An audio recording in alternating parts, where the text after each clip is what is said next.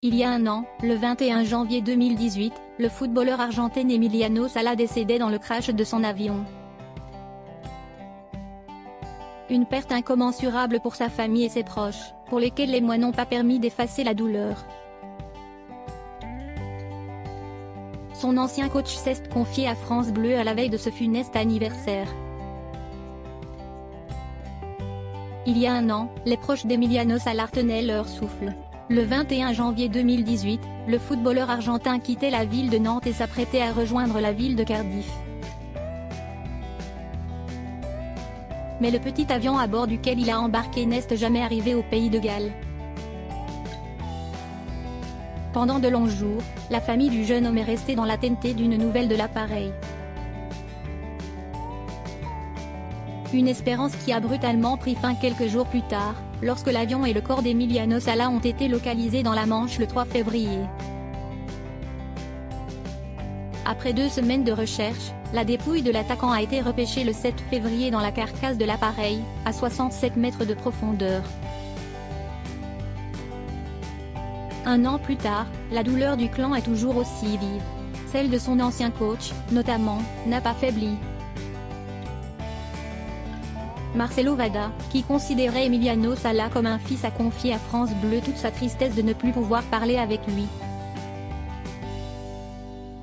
Toujours très affecté par la mort prématurée du footballeur, il préfère se souvenir de lui sur le terrain.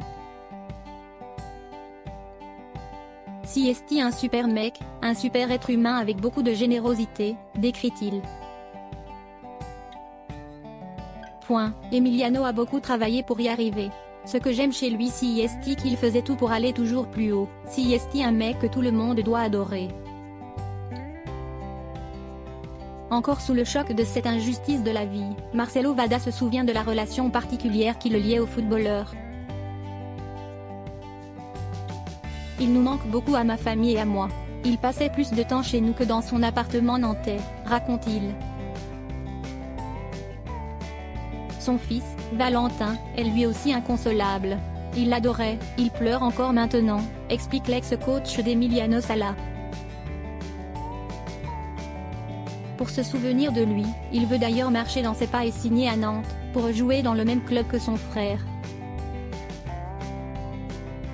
Ses proches veulent enfin connaître la vérité. La planète football est elle aussi toujours touchée par la mort d'Emiliano Sala. Pour ne pas l'oublier, les clubs nantais et gallois s'apprêtent d'ailleurs à lui rendre hommage, un an après son vol fatal. Mardi 21 janvier, une messe commémorative aura lieu en la cathédrale de Cardiff et les supporters des Bluebirds sont invités à se recueillir à l'entrée du stade de la capitale. Quelques jours plus tard en Normandie, les Canaries aussi se souviendront de leur attaquant avant la rencontre contre les Girondins de Bordeaux. À la Beaujoire, le visage d'Emiliano Sala sera déployé sur la pelouse et défilera sur les écrans géants. Les supporters pourront également acheter un maillot spécial dont les ventes seront allouées aux 2 clubs formateurs du footballeur, a expliqué l'équipe.